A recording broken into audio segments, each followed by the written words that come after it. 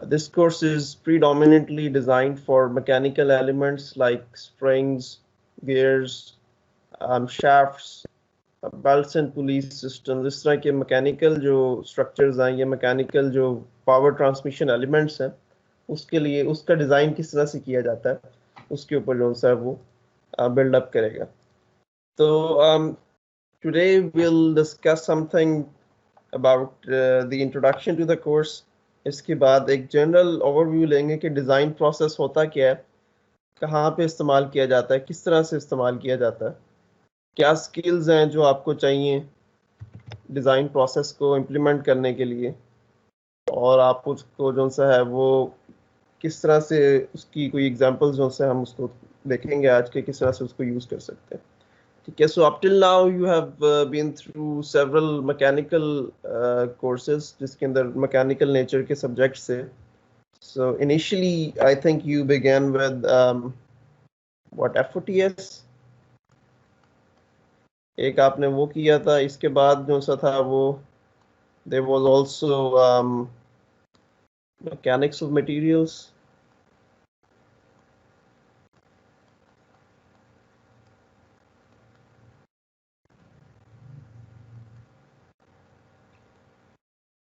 Thirdly, there was manufacturing processes.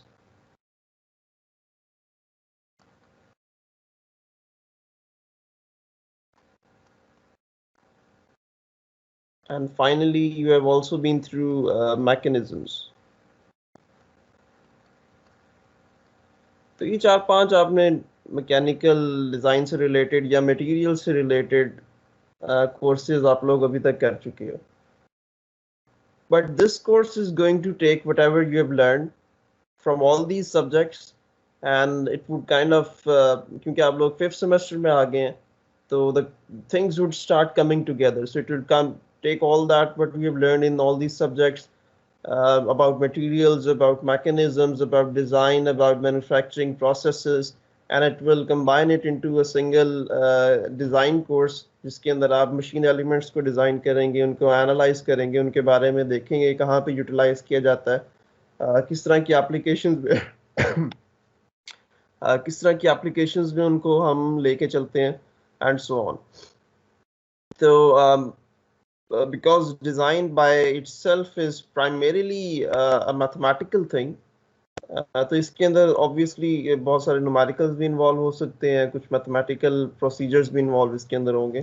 तो इस तरह से हम इस कोर्स को आगे लेके चलेंगे. Yes sir. यस सर, आपकी बात सही है. ओके, वालेकुम अस्सलाम. चलें, thank you for the feedback. अच्छा, कोशिश मेरी ये होगी क्योंकि हम ये कोर्स ऑनलाइन हाफ सेमेस्टर के अंदर होगा.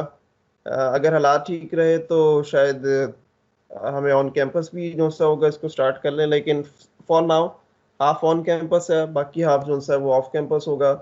तो इसके अंदर हम कोशिश करेंगे कि our live sessions are also interactive. So I am going to be trying to have like a two way thing जिसके अंदर आप लोग भी जो सा होगा वो इंटरेक्ट कर सकें, कोर्स के बारे में सीख सकें, और हम इसको जो सा होगा साथ लेके चल सकें. So today what we'll start with is something about the course itself.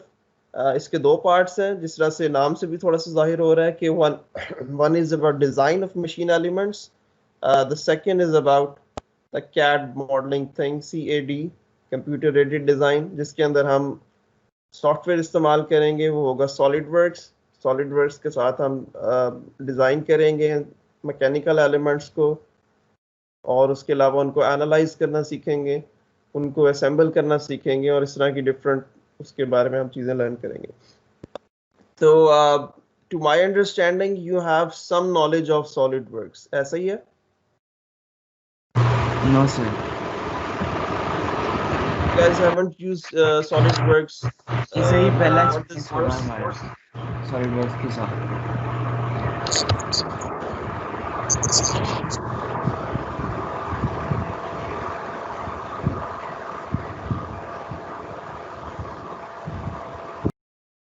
चलें, so it's a new software, so nothing to worry about, but it's a very good software, very intuitive.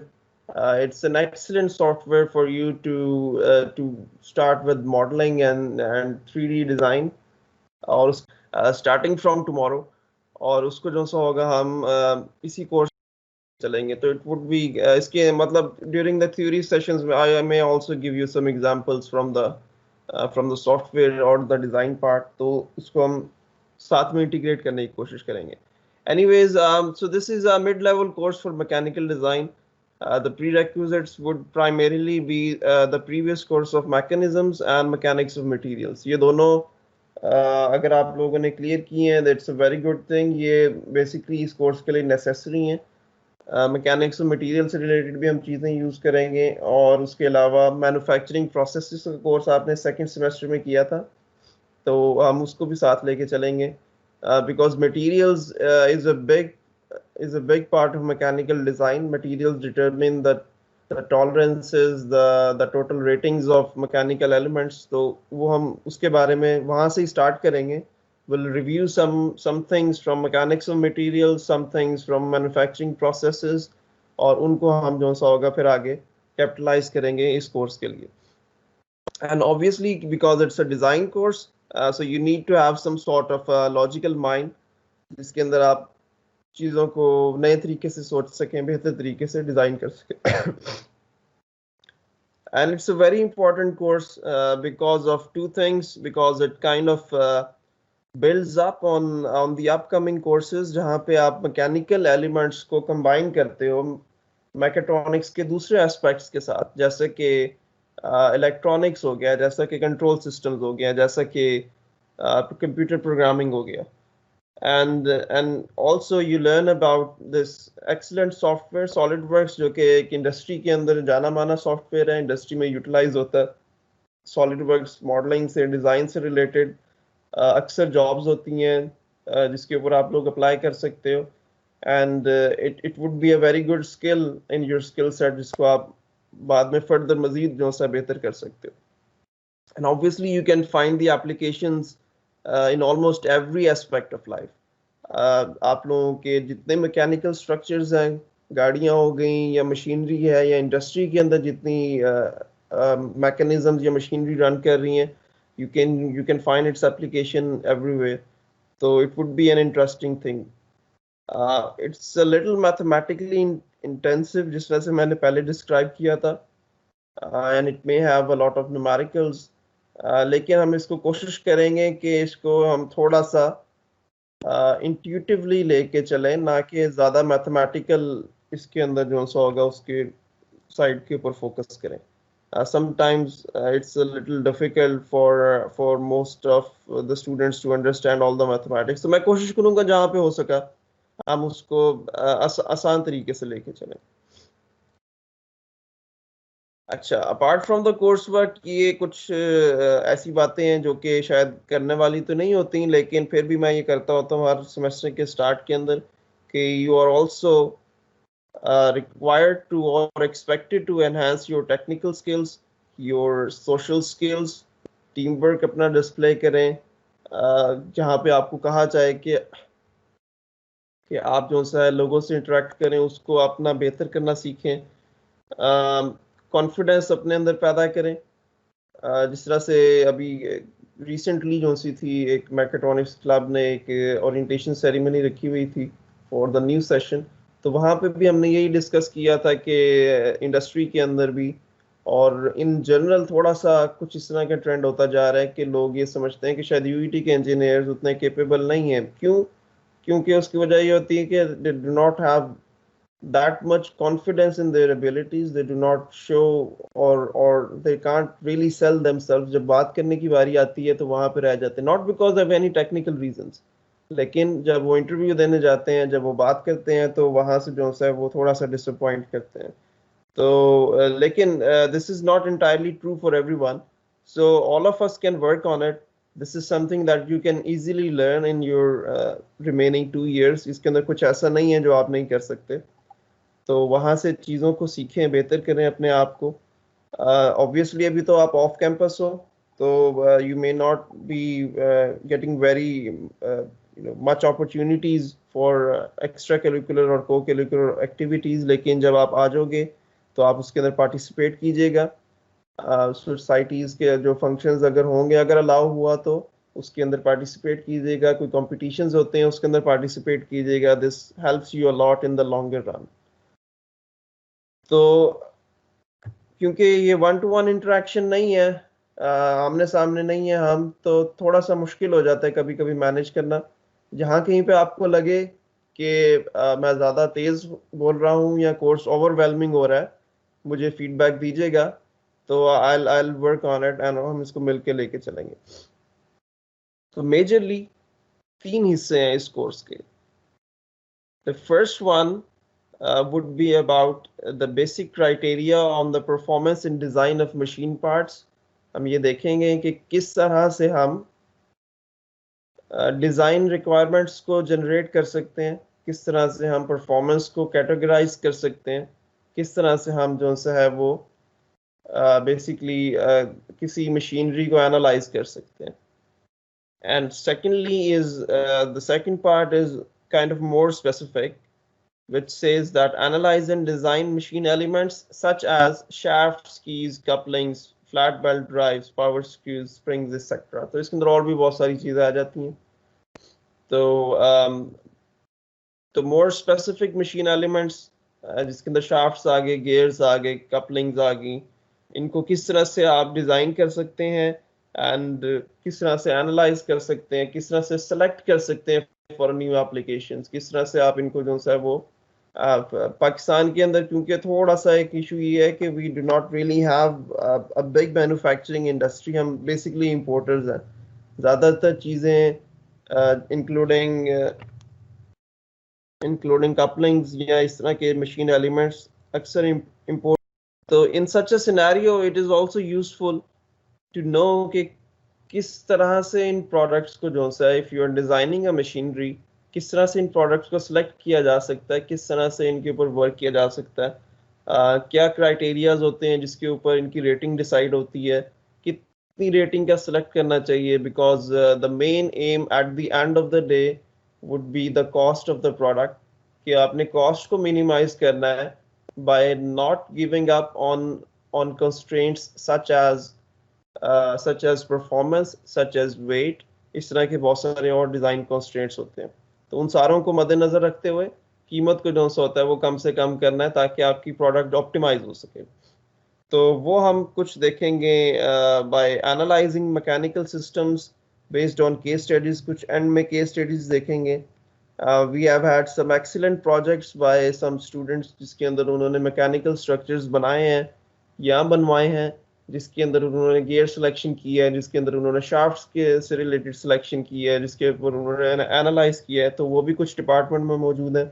So we have some case studies from the department, will do some other case studies जो कि online हम कुछ resources से करेंगे, देखेंगे, उसको लेके चलेंगे। And finally for the lab we are required to model and analyze machine elements using CAD/CAM tools, जिसके अंदर एक SolidWorks भी है, इसके अलावा और भी बहुत सारे हैं। फॉर एग्जांपल ProE भी है, इसके अंदर CATIA भी एक सॉफ्टवेयर है, वो भी यूज होता है। तो कई सॉफ्टवेयर इस्तेमाल होते हैं। SolidWorks is a lot intuitive and it's an industry proven software, तो हम उसको लेके चलेंगे। ये आपकी जो टेक्स्ट बुक है जो कि मैं फॉलो करूंगा, this is a very good one according to me, because it explains everything a lot simply, काफी कुछ इसमें आसान तरीके से एक्सप्लेन हुआ। तो this textbook is machine elements in mechanical design by Robert, और इसके साथ एक रेफरेंस बुक है that I might follow from time to time, which is mechanical design by Shigley, इसका 10th एडिशन है।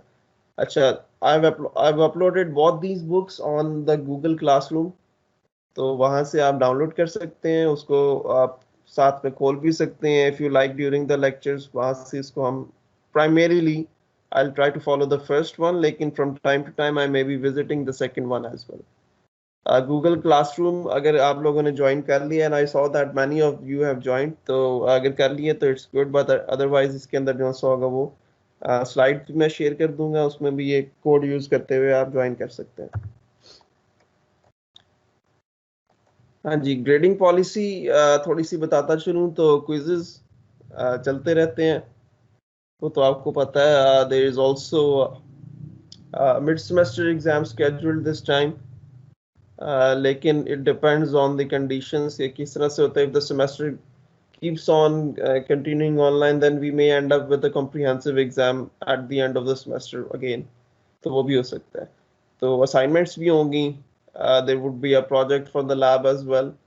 तो इस कोर्स के अंदर हम इन सारी चीज़ों को जो 100 का वो सहारा ले रहे होंगे. यहाँ पे आप नोट कर रहे होंगे कि यहाँ पे अटेंडेंस के कोई नंबर यहाँ पे दिए नहीं हुए हैं. उसकी वजह ये है कि अटेंडेंस का कोई मार्क्स है नहीं.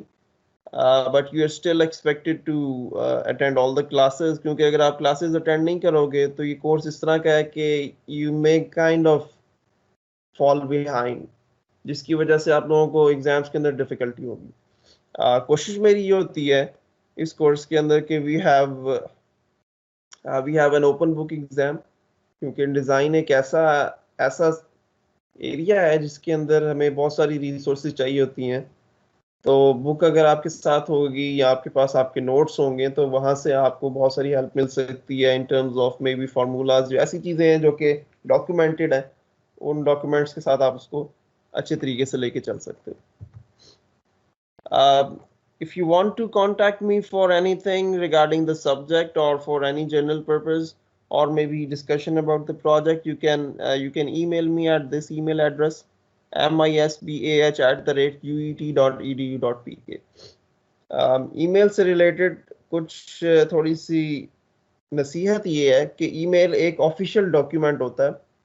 जब आप इंडस्ट्री में जाते हो so this is treated as your official document, जिसके अंदर ऑफिशियल कम्युनिकेशन ईमेल्स के थ्रू होती है.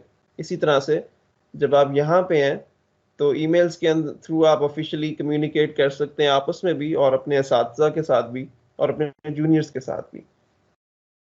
तो ईमेल्स के अंदर एक चीज़ मद्देनज़र रखनी है आपने कि ईमेल जब आप कर रहे होते हो तो उसके अंदर ऑलवेज राइट अ सब्जेक्ट जो जिसकी समझ आए. सब्जेक्ट के अंदर आपने बताना है कि आपने अपनी ईमेल के अंदर क्या लिखा है और सब्जेक्ट ज़रूर लिखा करें. सब्जेक्ट के बगैर जो ईमेल होती है उसका नुकसान ये होता है कि sometimes it goes to the spam folders. अगर नहीं तो उसको लोग इग्नोर कर देते हैं अक्सर. तो उसके अलावा whenever writing an email, official email जब आप कर रहे हैं तो start with a greeting.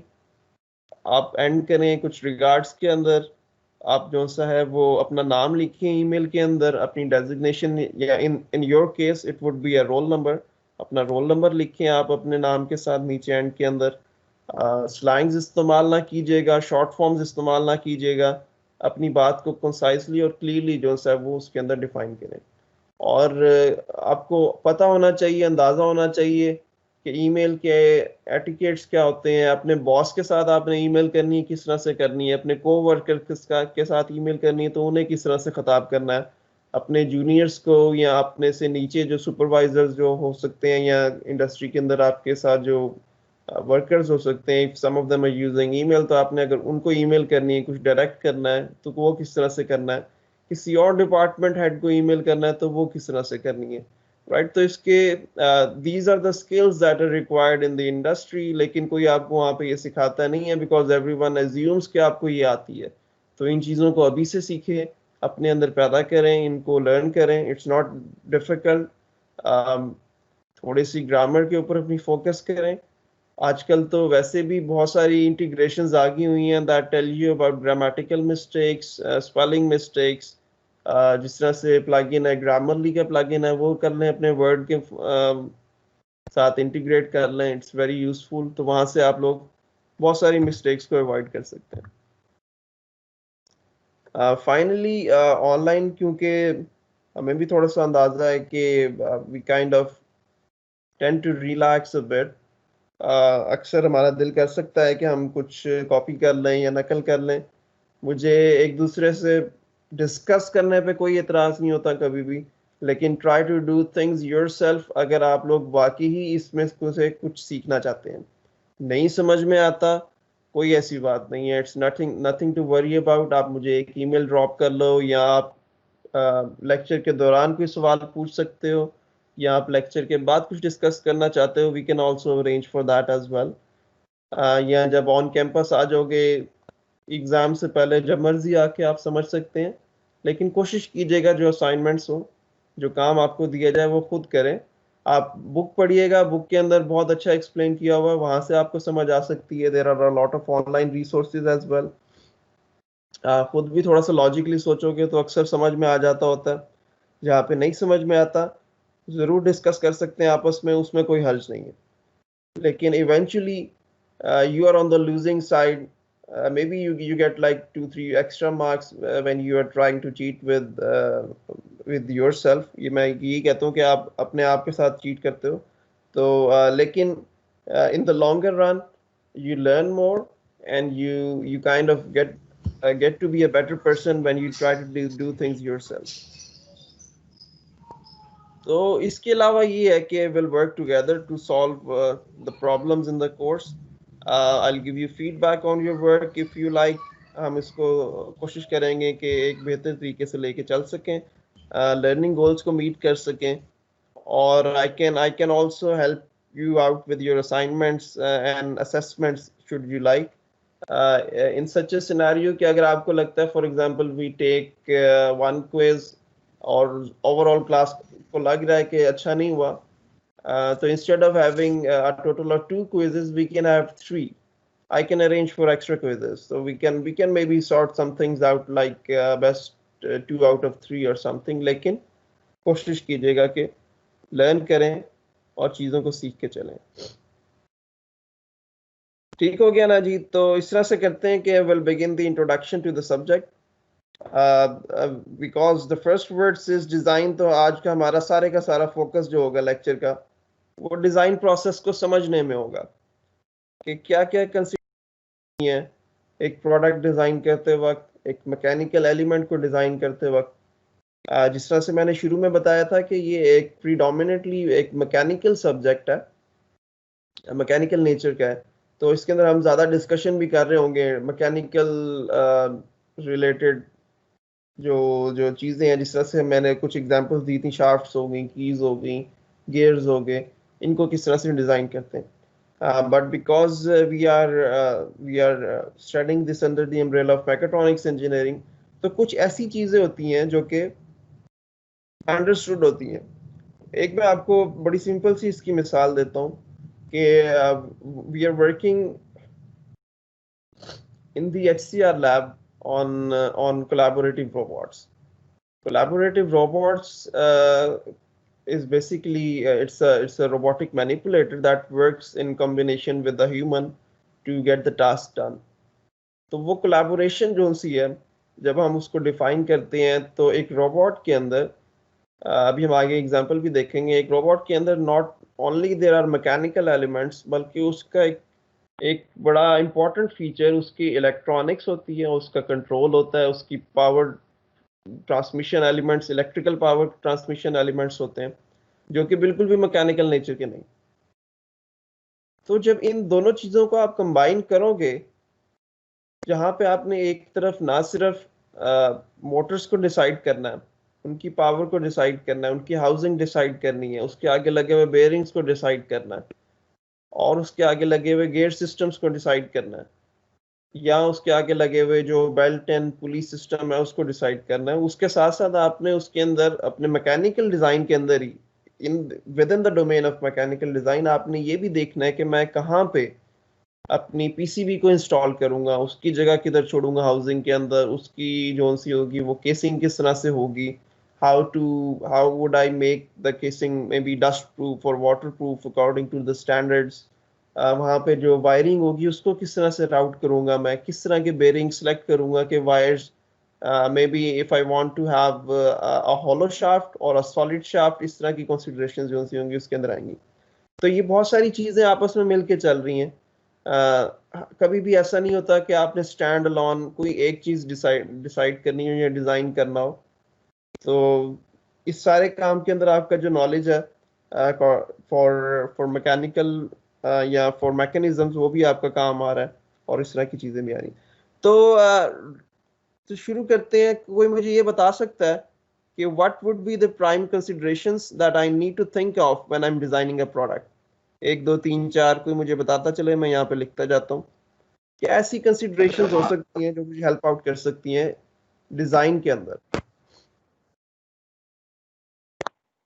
Sir minimum होना चाहिए डिजाइन, जितना छोटे से छोटा हम बना सकते हैं। कॉस्ट इफेक्टिव होना चाहिए डिजाइन।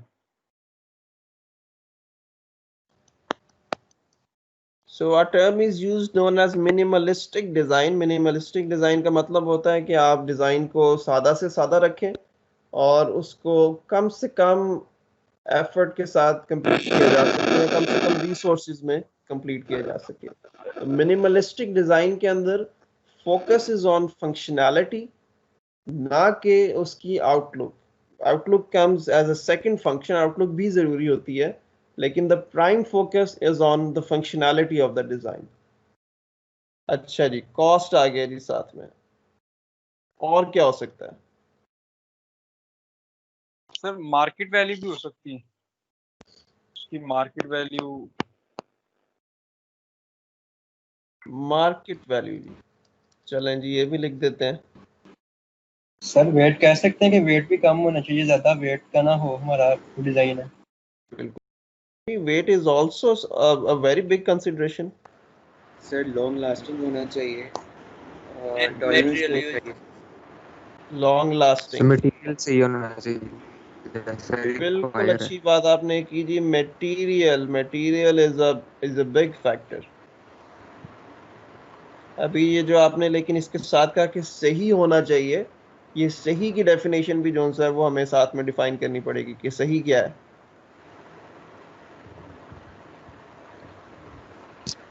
सर एफिशिएंट होना चाहिए। अच्छा जी, आपका डिजाइन एफिशिएंट होना चाहिए, और क्या हो सकता है जी? सर मटेरियल डिजाइन, मटेरियल को मतलब कॉस्ट। सर जी जिस तरह मटेरियल के हमने आपने लिख दिया जी। मटेरियल के अंदर सर, उसका टाइप भी आ सकती है, कॉस्ट भी आ सकती है, उसकी नेचर भी आ सकती है, व्हाटएवर। सर जिस तरह आपने कहा है कि मटेरियल एफिशिएंट होना चाहिए, इसके साथ एक फैक्टर चल रहा है जो इसके पैरेलल के एफिशिएंट के साथ ये कॉस्ट इफेक्टिव भी हो सकती है इसकी, और ये चीपर भी हो सकता है। जी कॉस्ट से रिलेटेड भी हमने कुछ जिक्र नंबर 2 के अंदर कर दिया है। कॉस्ट को मैं ओवरऑल कॉन्टेक्स्ट में ले रहा हूँ, जिसमें मटेरियल कॉस्ट भी आ सकती है, मैन्युफैक्चरिंग कॉस्ट भी आ सकती है उसके अंदर आपकी जो सी है वो सेल कॉस्ट भी आ सकती है, लॉजिस्टिक्स भी आ सकती हैं। कॉस्ट के अंदर सारा इनकम्पस हो जाएगा। तो ओवरऑल आपकी एंड कॉस्ट जो सी है वो कम से कम ही होनी चाहिए, कम से कम की जगह बेहतर लफ्ज़ों का ऑप्टिमम होनी चाहिए। तो कॉस्ट भी आपकी जो सी है वो ऑप्टिमाइज होनी चाहिए। और क्या फीचर होने चाहिए जी? अच्छा, एक एक और बात करता चलूं इंजीनियर्स के ऊपर। There is also a social responsibility, और हमारा एक प्रोग्राम लर्निंग ऑब्जेक्टिव मैकाट्रॉनिक्स के अंदर या इन इन जनरल एक इंजीनियरिंग के अंदर इंजीनियर्स एंड सोसाइटी भी होता है, जिसके अंदर you think about your actions और उनका इफेक्ट जो कि सोसाइटी के ऊपर होगा, राइट? तो हमें थोड़ा सा क्लासिकल अपनी इंजीनियरिंग की सोच से निकलना पड़ेगा। अब ज़माना बदल गया है। We have to think about recyclability of things as well when designing a product। ये मैं डिज़ाइन फेज की बात कर रहा हूँ। we have to think about impact on society of using different materials, जैसा कि प्लास्टिक, ठीक है? तो material selection is very important, और हमारा शुरू का जो सा होगा मेजर हिस्सा मटेरियल्स के ऊपर गुजरेगा। ऑल्दो आप लोग मैन्युफैक्चरिंग प्रोसेसेस के अंदर मटेरियल्स का एक बहुत बड़ा पार्ट पढ़ चुके हुए हो, लेकिन डिफरेंट मटेरियल प्रॉपर्टीज और उनकी सिलेक्शन और कंसिडरेशंस उनको सेलेक्ट करते हुए इसके ऊपर हमारा काफ़ी ज़्यादा हिस्सा गुजरेगा। तो जो आपकी सोसाइटी है आप उसको किस तरह से कंट्रीब्यूट कर सकते हो, तो उस लिहाज से एक चीज़ मैं यहाँ पे लिखने लगा हूँ। डिज़ाइन के अंदर आप रिसाइकलेबिलिटी देखते हो।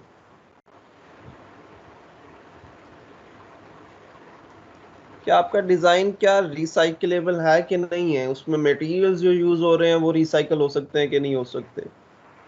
जो अपग्रेडेबल है कि नहीं है? ज़माने के साथ साथ अपने आप को बदल सकता है कि नहीं बदल सकता? उसके अंदर चीज़ें एनहांस की जा सकती हैं कि नहीं की जा सकती, and so on.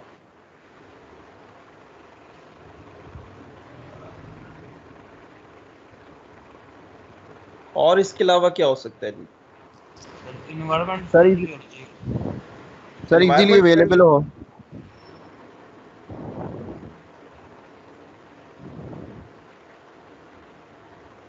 Environment friendly को एलैबोरेट करेंगे जरा। हाँ, इको फ्रेंडली। इको फ्रेंडली का मतलब क्या होता है? पॉपुलेशन क्या होता है, पॉपुलेशन नहीं क्रिएट करनी चाहिए इसको। पोल्यूशन कैसे क्रिएट करती है एक इंडस्ट्रियल प्रोडक्ट? आप एक प्लायर्स बना रहे हो। आज हम एक असाइनमेंट भी करेंगे जिसके अंदर हम एक प्लायर्स को डिजाइन करेंगे, तो इसलिए चलो एक कॉन्टेक्स्ट बिल्डअप करता हूँ। आप एक डिजाइनर हो, आपकी कंपनी वाले कहते हैं कि एक प्लास्ट बनाओ, प्लायर्स जो से होते हैं, राइट? तो how would that contribute to pollution? उसका पोल्यूशन से क्या ताल्लुक है? तो डिग्रेडेबल हो जाए, मतलब यूज करके बाद में ना हम जब करें तो डिग्रेडेबल हो सके, ऐसे प्रोडक्ट यूज रस्ट ही नहीं होना चाहिए इसको environmental factor.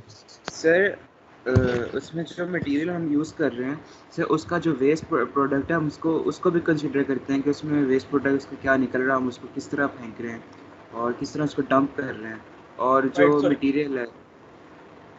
So it's also about deciding on a manufacturing process or some sort of a way in which you can create materials जिसके अंदर waste products जो से वो कम से कम हो, wastage कम से कम हो, ताकि हम कम waste जो सा होगा वो environment के अंदर करें, या ऐसा होना चाहिए जिसके अंदर waste produce ना हो रहा हो। तो there are concepts known as for example lean manufacturing के अंदर कोशिश ये की जाती है कि जो वेस्ट हो रहा है वो मिनिमाइज हो सके, जिससे कंपनी का भी जो सा होता है वो फ़ायदा होता है, क्योंकि उनका मटेरियल कम इस्तेमाल हो रहा है, और इससे जो सा होता है वो प्रोसेस भी एफिशिएंट होता है। अच्छा, इसके अलावा एक और किसी ने कोई और बात की थी एनवायरनमेंट फ्रेंडली के साथ, वो मैं भूल गया हूँ। सर इजीली अवेलेबल हो मार्केट में। ईजीली अवेलेबल होना चाहिए जी, तो ईज ऑफ एक्सेस इसको मैं कह देता हूँ, ये बहुत ज़रूरी चीज़ है। It also kind of goes with the cost as well. जो चीज़ आसानी से अवेलेबल होगी उसकी कॉस्ट भी कम होगी, जो चीज़ मुश्किल से मिल रही होगी या कहीं दूर से मिल रही होगी उसकी कॉस्ट भी ज़्यादा होगी। तो kind of indigenous development is required in a developing country like Pakistan. हमें ऐसी रिसोर्सेज इस्तेमाल करनी चाहिए जो कि हम खुद बना सकते हैं, हम खुद सस्टेन कर सकते हैं।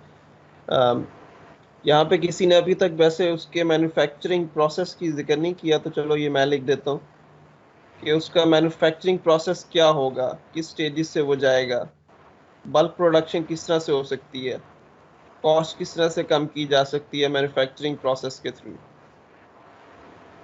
क्योंकि आपने नोट किया होगा कि you can work metals with casting, you can work metals with different types of casting. In fact sand casting होगी, मोल्ड्स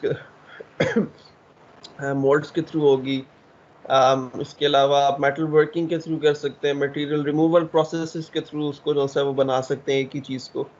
तो उसमें से कौन सा बेहतर रहेगा वो भी हमें देखना पड़ता है। ठीक हो गया, चले there are other considerations as well, लेकिन इसको हम यहीं पे थोड़ा सा ब्रेक लगाते हैं, वो हम आहिस्ता आहिस्ता साथ साथ देखते चलेंगे।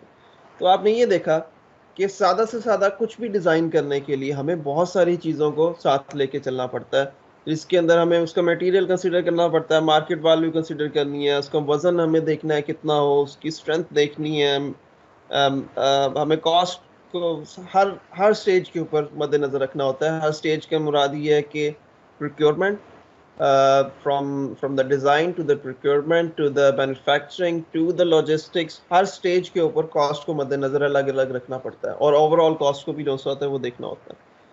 उसके डिज़ाइन के अंदर इको फ्रेंडली होना उसका ज़रूरी है जी, हमने ये देखा। रिसाइकलेबिलिटी को मद्देनजर रखना ज़रूरी है। इसके अलावा हमने जो असेंबली डिज़ाइन ऐसा किया जाता है कि उसकी असेंबली आसान हो। अगर उसके अंदर मुख्तलिफ पार्ट्स हैं तो उनको जोड़ना कम से कम वक्त में जोड़ा जा सके, आसानी से जोड़ा जा सके, कम से कम ऑपरेशंस या स्टेप्स, नंबर ऑफ स्टेप्स के अंदर जोड़ा जा सके उसे। तो जिसके अंदर मसलन आ जाता है कि अगर आप स्क्रूज यूज़ कर रहे हैं, screws would require manual assembly, जिसके अंदर कोई वर्कर बैठा होगा उसको जोड़ रहा होगा, या ऐसी असेंबली होगी जो मशीन के थ्रू आप उसको कर रहे होगे। It takes a lot more time. It's a robust way, अच्छा तरीका है और डिटैचेबल तरीका है, ऐसा तरीका है जिसके अंदर से हम चीज़ों को उतार सकते हैं, लगा सकते हैं। तो इनिशियली जो सेल फोन्स आते थे शुरू में, the covers were screwed from the outside, but eventually आजकल जितने भी फोन्स आ रहे हैं जो कि जिनके कवर खुल सकते हैं, उसमें से कोई भी कवर स्क्रू नहीं हुआ होता उसकी बॉडी के साथ, बल्कि वो क्लिप्स के साथ लगा होता है। क्यों? क्योंकि उसकी असेंबली और डिसअसेंबली जो सी है वो ज़्यादा सिंपल है। You can just snap it on to the cover, on to the back, और उसको उसके साथ लगा दिया जाता है। तो इस तरह की और बहुत सारी चीज़ें होती हैं जिसको देखना होता है। तो इनमें मुझे ये बताओ, इनमें सबसे पहले क्या देखना है? सबसे पहली consideration when you are going to design a new product? Market value.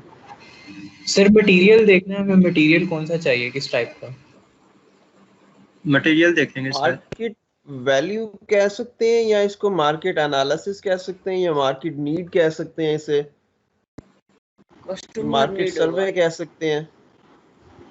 Customer ये कैसे वाला देखते चाहता हैं है जो वो। चीज़ हम डिज़ाइन करने जा रहे हैं क्या उसकी ज़रूरत भी है कि नहीं है, कोई खरीदेगा भी कि नहीं खरीदेगा उसे, आपकी चीज़ के कंपटीटर्स कितने मौजूद हैं मार्केट के अंदर, कौन से लोग हैं जो इसको पहले ही बना रहे हैं, कितनी कॉस्ट में बना रहे हैं, कितने का बेच रहे हैं, कितना प्रॉफिट हो रहा है उसके अंदर, is it viable to be designed indigenously या इसको इंपोर्ट कर लिया जाए। पाकिस्तान में एक बहुत बड़ा मसला ये है कि इंडस्ट्री वालों को ये समझ नहीं आता कि हम खुद डिज़ाइन करें या करवाएं कहीं से, या चाइना से इंपोर्ट कर लें। क्यों? क्योंकि चाइना से जहाँ पे एक चीज़ बल्क में मैन्युफैक्चर हो रही है, जूतों से लेके सुइयों से लेके किलो तक चाइना से जो से हम इंपोर्ट करते हैं, तो it costs less to import sometimes than to make it yourself।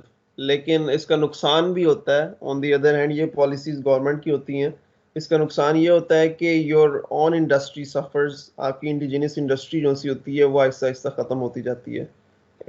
तो जो मुल्क तरक्की करते हैं, जो जॉब्स क्रिएट होती हैं, वो इंडस्ट्री रन करने से होती है, ना कि इम्पोर्ट करके सेल करने से होती हैं। तो एनीवेज ये एक हमारा डिलेमा है, लेकिन market assessment is the very first thing that you need to do, जिसके अंदर आप टारगेट ऑडियंस को या टारगेट मार्केट को डिसाइड करते हो, मार्केट वॉल्यूम डिसाइड करते हो, आप ये देखते हो कि कितने में आप ये चीज़ बना सकते हो, कॉम्पिटिटर्स कितने में बना रहे हैं अगर कोई है तो। इसके अलावा आप देखते हो कि कहाँ से मैं रॉ मटेरियल जो सो होगा, उसको डिसाइड करने के बाद मैं वो कहाँ से ले सकता हूँ, कौन सी कंपनीज दे रही हैं, कितने में दे रही हैं, एंड सो ऑन। तो इसके बाद जो सा होता है वो हम देखते हैं कि इसके बाद क्या देखेंगे वैसे, मैन्युफैक्चरिंग प्रोसेस। मटेरियल्स भी आ सकता है, मैन्युफैक्चरिंग प्रोसेस भी आ सकता है। मटेरियल्स क्या सिलेक्ट करेंगे, किस मैन्युफैक्चरिंग प्रोसेस, ये दोनों बेसिकली एक साथ चलते हैं इन मोस्ट केसेस, ये दोनों एक साथ चलेंगे। मटेरियल और मैन्युफैक्चरिंग प्रोसेस को साथ साथ लेके चलना पड़ता है। इसके बाद फिर हम बाकी चीज़ें देखते हैं, लाइक वेट कितना होगा उसका, कॉस्ट कितनी होगी उसकी, और ऐसी चीज़ें कि रिसाइक्लेबिलिटी हो गया या एनवायरनमेंट फ्रेंडली उसको करना या एफिशिएंट करना, लॉन्ग लास्टिंग करना, ये चीज़ें वो हैं जो कि डिज़ाइन स्टेजेस के तकरीबन एंड के ऊपर जाके होती हैं। जब आपकी, क्योंकि design by nature is an iterative process, एक दफ़ा के अंदर डिज़ाइन नहीं बनता, बार बार आपको जो सा होता है वो ड्राइंग बोर्ड पे आना पड़ता है अक्सर अपनी चीज़ों को ऑप्टिमाइज करने के लिए। तो by itself design is an iterative process, और आप ये देखोगे कि आपको बार बार कंपोनेंट्स सेलेक्ट करके, मैच करके, मटेरियल्स डिफरेंट सेलेक्ट करके, डिफरेंट तरह से पैरेलल में उसको रन करके कैलकुलेशंस को देखना पड़ता है कि इनमें सबसे बेहतर कौन सा है। तो एक ऑप्टिमाइजेशन का प्रोसेस है जिसके अंदर आपने बार बार उसको रन करना है। तो शुरू की आइट्रेशंस के अंदर हमारी कंसिडरेशन ज़्यादा मटेरियल्स के ऊपर, मैन्युफैक्चरिंग प्रोसेस के ऊपर, वेट के ऊपर, कॉस्ट के ऊपर, इस तरह की चीज़ों पे होती है। और लेटर आइट्रेशंस के अंदर जब हमारा प्रोडक्ट प्रोटोटाइप की फॉर्म में आ चुका है, बन चुका है, तब उसके ऊपर बाकी कंसिडरेशंस भी की जा सकती हैं, जैसे कि रिसाइक्लेबिलिटी हो गया, मैन्युफैक्चरिंग प्रोसेस को मज़ीद क्या बेहतर किया जा सकता है, असेंबली इसकी किस तरह से की जाएगी, और इस तरह की चीज़ों के ऊपर हम फोकस करते हैं। तो कुछ एग्जांपल्स देख लेते हैं जी कि कहाँ पे मैकेनिकल डिज़ाइन इस्तेमाल हो रहा है, और ये इसके अलावा और बहुत सारी हैं। These are just some of the examples जो कि मैं आपको यहाँ पे दे रहा हूँ। तो हैंड हेल्ड ड्रिल्स है, ड्रिल सिस्टम्स हमने तकरीबन शायद सारों ने इस्तेमाल किया हो, उसके अंदर बहुत सारे कंपोनेंट्स होते हैं, including the Motors, including different bearings जो कि उसकी शाफ्ट्स को लेके चल रहे हैं, इंक्लूडिंग द गियर सिस्टम्स। ये सारे के सारे एक साथ काम कर रहे हैं, लेकिन इनका डिज़ाइन और सिलेक्शन अलग अलग की जाती है, इस चीज़ को मद्देनज़र रखते हुए कि बाकी चीज़ें किस तरह से रन हो रही हैं। So to select a bearing, for example shaft bearing, I need to know shaft diameter, I need to know the shaft the housing diameter, कि housing का क्या diameter होगा, I need to know the shaft RPM। तो इस तरह की कई चीज़ें मुझे पता होनी चाहिए, फिर मैं ये नीडल बेयरिंग सेलेक्ट कर सकता हूँ, या ये जो पीछे जो बेयरिंग लगा हुआ है ये सेलेक्ट कर सकता हूँ। इसी तरह से मोटर्स की सिलेक्शन के अंदर आ जाता है कितनी आरपीएम होनी चाहिए, कौन मैन्युफैक्चरर है उसका, कहाँ से हम इंपोर्ट या उसको बना सकते हैं या ख़रीद सकते हैं, कौन कौन से लोग उसको सप्लाई कर रहे हैं, डिफरेंट वेंडर्स होते हैं। तो हर चीज़ आपने ये भी देखनी है कि आपके प्रोडक्ट के अंदर क्या ऐसी चीज़ होगी जो आपने आउटसोर्स करनी है या बाहर से ख़रीदनी है, या ऐसी सर्विसेज जो किसी और से करवानी है जो उसमें स्पेशलाइज करता है, और कौन सी ऐसी चीज़ें हैं जो आपने खुद करनी है या जिसकी मैन्युफैक्चरिंग फैसिलिटी आपके पास है, आपकी इंडस्ट्री के पास है या आपके डिपार्टमेंट के पास है, या जिसकी मैन्युफैक्चरिंग फैसिलिटी आपने खुद से लगानी है या इस्टेब्लिश करनी है, किसके अंदर बेहतर रहेगा लॉन्गर रन के अंदर, वो चीज़ें आपने देखनी है। So for example if you are only making a few parts और अ फ्यू थिंग्स, आप कोई 10 चीज़ें बना रहे हो which is not a big amount, तो आप क्या उससे रिलेटेड मैन्युफैक्चरिंग फैसिलिटी एस्टेब्लिश करना चाहोगे? Probably not. आप ये करोगे कि आप डिफरेंट वेंडर्स के थ्रू चीज़ें लेके उसको, अगर असेंबली का काम है may be you do it yourself और by do it with some workers, लेकिन अगर उसके अंदर कुछ मैन्युफैक्चरिंग का पोर्शन है तो आप आउटसोर्स कर दोगे, किसी को कहोगे ऐसा बंदे को जो ये काम करता होगा, वो आपको असेंबल करके प्रोडक्ट बना के दे देगा, but you design it yourself, specifications आप खुद सेट करोगे, वेंडर से जाके मिलोगे, चीज़ें लेके आओगे एंड व्हाट नॉट। फिर इसके अंदर देख रहे हैं आपके मटेरियल्स कहाँ कहाँ पे हमने सेलेक्ट करने हैं। हमने इसका जो चक है इसका मटेरियल सेलेक्ट करना है, this should be probably some stainless steel material, ऐसा मटेरियल होना चाहिए जो कि जिसको जंग ना लगे, ठीक है, जिसकी लाइफ ज़्यादा हो। इसको आप बनाओगे किस तरह से, इसकी सरफेस फिनिश इस तरह अच्छी होनी चाहिए, तो you may be looking at some process that involves maybe casting followed by machining, इस तरह का कुछ भी कर सकते हो।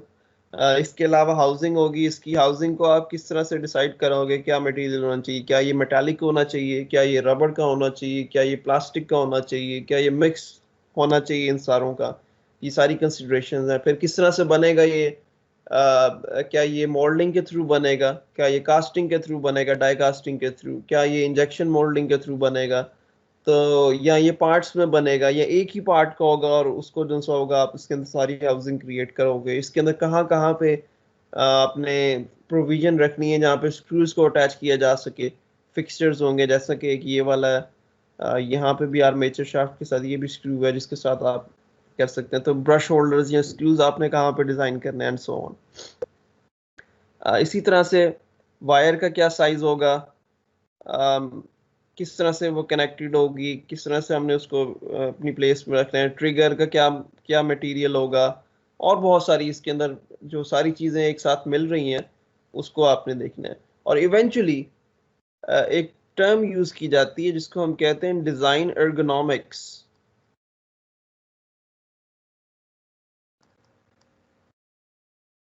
एर्गोनॉमिक्स का ये मतलब है कि आपका डिज़ाइन किस तरह से ज़्यादा बेहतर इस्तेमाल किया जा सकता है। हैंडल का क्या डिज़ाइन होना चाहिए कि वो हाथ में जो अब आप पकड़ते हो ड्रिल मशीन को, जब आपने ड्रिल करना है तो वो आसान हो। Like you can notice very small details जो कि कंपनीज या जो डिज़ाइनर्स होते हैं उनका काम होता है सोचना।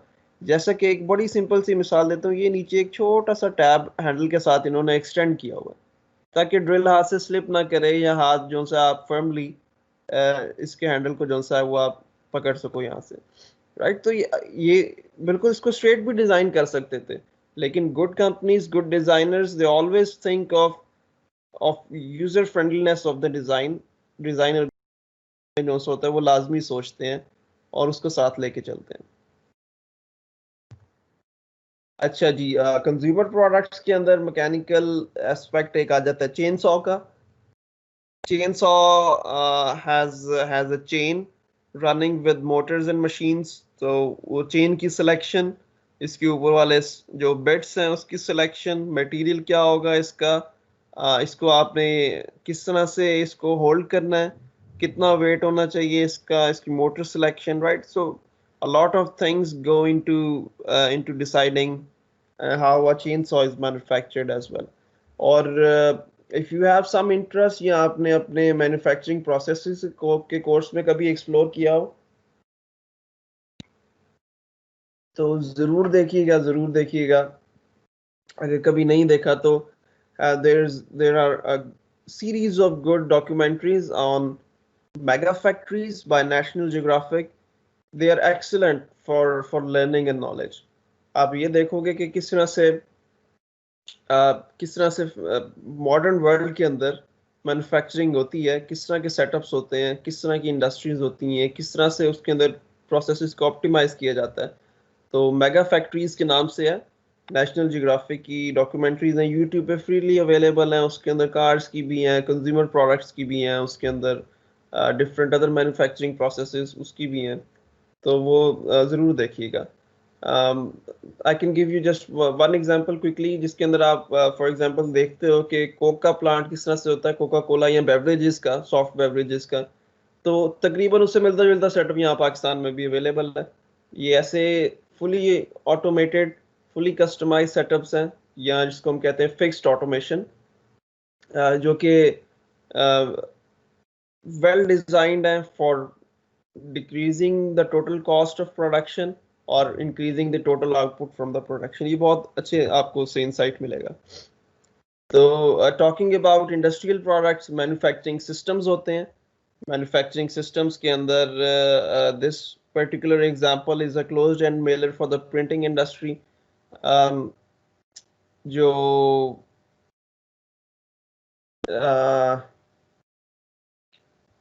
लिफाफे होते हैं, एनवेलप्स जो होते हैं, उसको बनाने के लिए जो होता है मशीनरी जो इस्तेमाल की जाती है, उसके अंदर देख सकते हैं हम कि बहुत सारे पार्ट्स हैं। उसके अंदर there are drive motors right from the top. If you remove the side cover तो हमें पता लगेगा इसके अंदर कुछ ये मूवमेंट के लिए ये बेल्ट सिस्टम्स भी लगे हुए हैं, बेल्ट एंड पुली सिस्टम्स, जो कि इसको ड्राइव कर रहे हैं, रोलर्स को, कटर्स को। इसके अलावा कुछ यहाँ पे गियर सिस्टम्स भी हो सकते हैं जो कि इसी के साथ काम कर रहे हैं, जिस तरह से ये गियर रिडक्शन लगी हुई है राइट एंगल ड्राइव के साथ। These are maybe industrial stepper motors और सर्वो मोटर्स। इसके अंदर ये बहुत सारी शाफ्ट्स रन कर रही हैं, इनका डिज़ाइन, गियर्स रन कर रहे हैं, इनका डिज़ाइन, ये सारी चीज़ें साथ में जो होता है वो मिलके काम कर रही होती हैं। So in another view we can see helical gears, कितने नंबर ऑफ टीथ के होने चाहिए, किस मटेरियल के होने चाहिए, कितनी थिकनेस के होने चाहिए, इसके अंदर कितना डायमीटर इसका होना चाहिए, इसकी पिच कितनी होनी चाहिए, और इसके अलावा साथ में ये कंसिडरेशन भी देखनी पड़ती है जो मैशिंग गियर है इसके साथ, उसके साथ मिला के कितनी गियर रिडक्शन दे रहा है, ये कितनी स्पीड के अंदर डिक्रीज दे रहा है, कितना ये टॉर्क के अंदर इन्हांस कर रहा है। ये सारी चीज़ें जो सी होती हैं वो हमें इसके अंदर कंसीडर करनी पड़ती हैं। फिर इसका ये सेंटर डिस्टेंस कितना होना चाहिए। Centre distance would be obviously the distance जहाँ पे ये पावर को ट्रांसमिट कर रहा है। तो ये सारी की सारी चीज़ें right from the smaller gears to the larger ones. Smaller gears के अंदर ये वर्म गियर्स आ जाते हैं, स्पर गियर्स आ जाते हैं, इस तरह के ये सारी की सारी एज डिज़ाइनर्स, इनके बारे में तो हम सीखेंगे गियर्स के अंदर के बारे में डिटेल के अंदर कि किस तरह से सेलेक्ट और डिज़ाइन कर सकते हो आप। अच्छा जी, रोबोटिक आर्म्स इंडस्ट्री के अंदर एक पाकिस्तान के अंदर भी ख़ास तौर पे आपकी काफ़ी जो से इन होते जा रहे हैं, लेकिन इंटरनेशनली इंडस्ट्री के अंदर बहुत ज़्यादा यूज़ होते हैं for pick and place operations, for welding operations, for painting operations. ऐसी जगह, ऐसे काम जो कि लोगों से करना मुश्किल है, वज़न उठाना, प्रिसाइसली चीज़ों को रखना, इस तरह के कामों के अंदर ये बहुत ज़्यादा इस्तेमाल हो रहे हैं। इसके अंदर भी आप देख सकते हो कि there are several gear reductions at the base, several actuators are in line, और आप ये देख रही हो कि यहाँ पे एक belt and pulley system run कर रहा है एक्चुएटर्स के साथ। यहाँ पे दो मोटर्स लगी हुई हैं और ये दोनों के दोनों जो सी हैं वो एक बेल्ट ड्राइव को रन कर रही हैं जो कि ऊपर वाले जॉइंट्स को रन कर रही है। ठीक है, so this is one joint, there is a joint in here as well, there are joints at the end as well, एक ये स्टार्टिंग जॉइंट भी है। तो 5 से 6 जॉइंट्स की 5 से 6 मोटर्स वाले मैनिपुलेटर्स बहुत कॉमन हो गए इंडस्ट्री के अंदर। पाकिस्तान में भी बहुत सारी इंडस्ट्रीज हैं जो कि इसको एम्प्लॉय कर रही हैं, स्पेसिफिकली ऑटोमोटिव इंडस्ट्री जहाँ पे वेल्डिंग के लिए और पेंटिंग के लिए इस्तेमाल किए जाते हैं। और जिस तरह से मैंने बताया कि हमारे डिपार्टमेंट में भी इस पे काम हो रहा है, we are working on collaborative robots, design and development of collaborative robots, so उसके अंदर भी इससे इसके joints, इसकी motor selection, ये सारी बातें जो मैं कर रहा हूँ उसके अंदर भी इस्तेमाल होती हैं डायरेक्टली। अच्छा, फिर this particular example is for tunnel connector। Tunnel के अंदर जो सा होता है वो सामान ऊपर से नीचे लेके जाने के लिए कुछ क्रेन्स या मशीनरी इस्तेमाल की जाती है। जैसा कि लिफ्ट आप कह सकते हो, लिफ्ट्स के अंदर ड्राइव्स होती हैं, केबल्स होती हैं। किसी बिल्डिंग में भी अगर आप जाओ तो वहाँ पे लिफ्ट लगी हो तो वो भी केबल्स और ड्राइव सिस्टम्स के थ्रू रन कर रही होती है। उसके अंदर मोटर्स होती हैं और ड्रम्स होते हैं जिसके ऊपर वो केबल रोल कर रही है। There is a counter weight और there is a main chamber जहाँ पे उस जिसके अंदर से वेट को आपने उठाना है। ठीक है, तो उसके अंदर भी वो वायर किस थिकनेस की इस्तेमाल करें, ड्रम का डायमीटर कितना होना चाहिए, कितनी रिडक्शन होनी चाहिए मोटर की, and so on. There are lot of things to consider.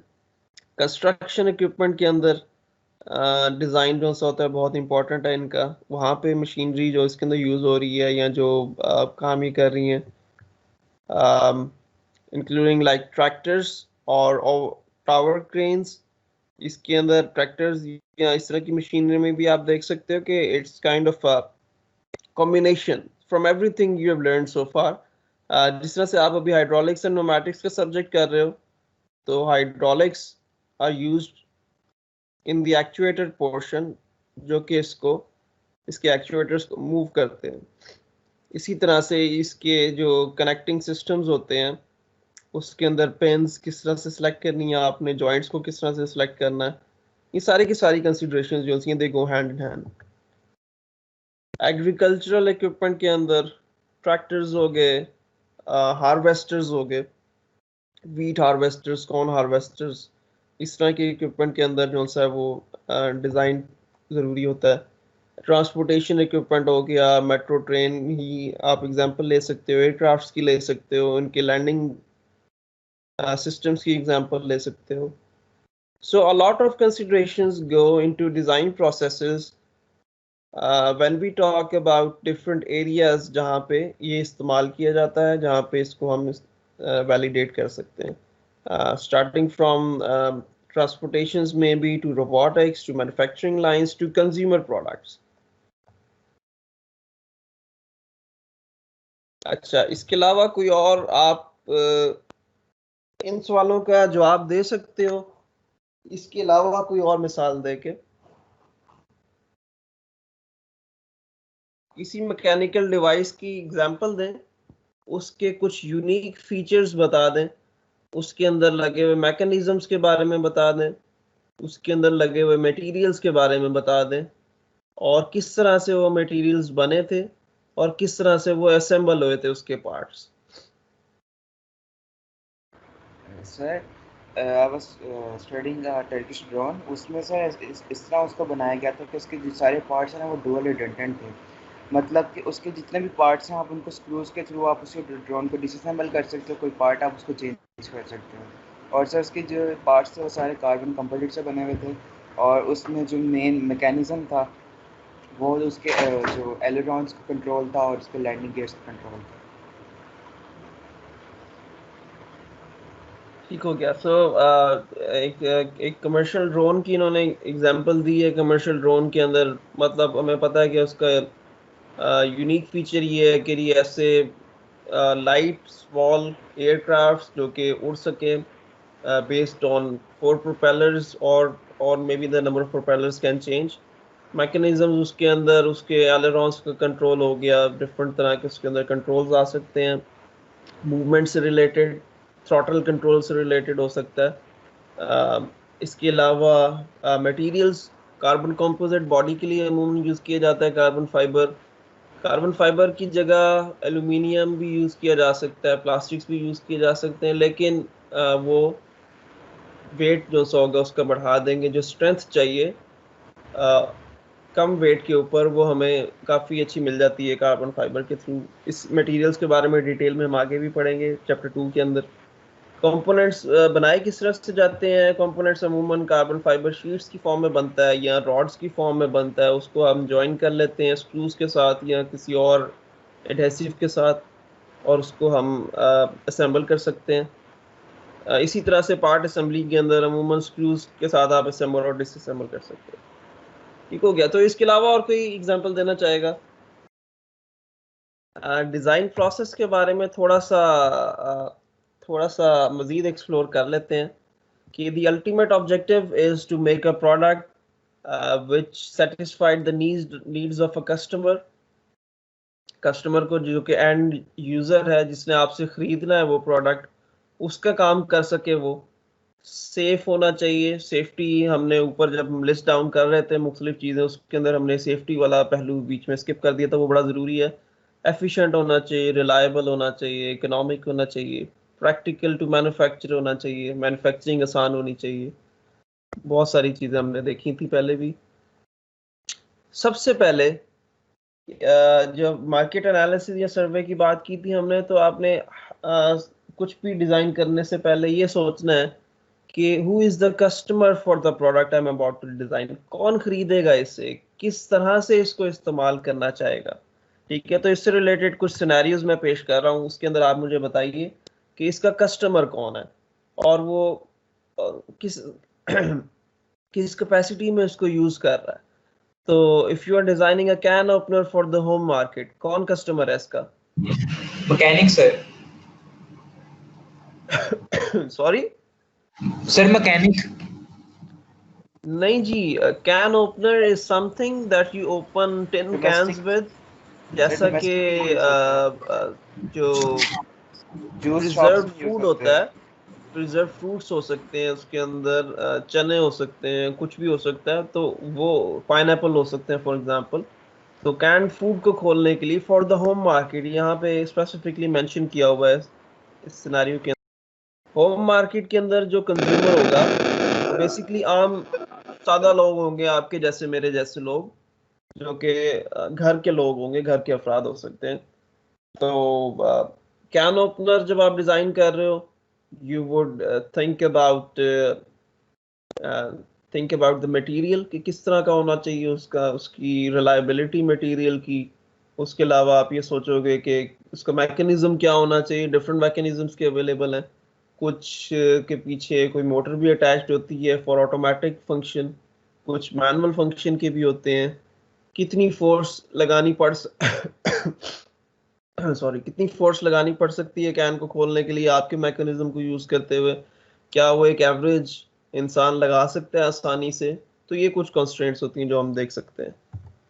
अच्छा जी, if you are designing production machinery for manufacturing operation, इसके लिए कौन एंड यूजर है, ये कस्टमर है?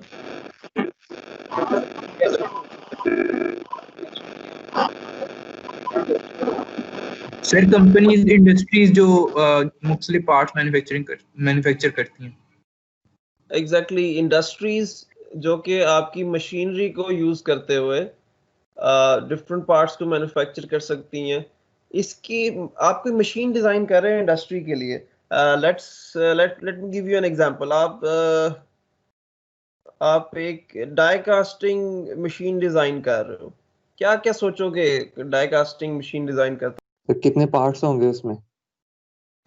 कितने पार्ट्स पर मिनट बना सकती है? Good, that's a valid consideration. कितने पार्ट्स लगेंगे उसको असेंबल करने में या बनाने में, ये भी है। तो मटेरियल क्या होगा सर? ऑब्वियसली अच्छा, एंड यूजर से रिलेटेड मुझे कंसिडरेशंस बताओ। बाकी हमने कुछ डिस्कस कर ली है, मटेरियल क्या होगा, कंपोनेंट्स कितने होंगे, असेंबल कैसे हो सकती है, यूजर से रिलेटेड कंसिडरेशंस बताओ। देखो मेरी बात सुनो, मैं आपको एक बड़ी सादा सी एग्जांपल देता हूँ कि जरूरी नहीं है जो आपका क्लाइंट है ना वो टेक्निकली साउंड हो। ये मे बी एन इन्वेस्टर, एक इंडस्ट्री रन कर रहा है, उसके पास इन्वेस्टमेंट है, इंजीनियर उसका होना जरूरी नहीं है, उसके पास कोई टेक्निकल नॉलेज जरूरी नहीं है। वो आपसे आके क्या कहेगा, सर जी मुझे डाई कास्टिंग मशीन चाहिए जो कि इतने पार्ट्स पर मिनट में मुझे बना सके, या फिर वो आपको कहेगा कि इतने कॉस्ट तक की मुझे चीज चाहिए।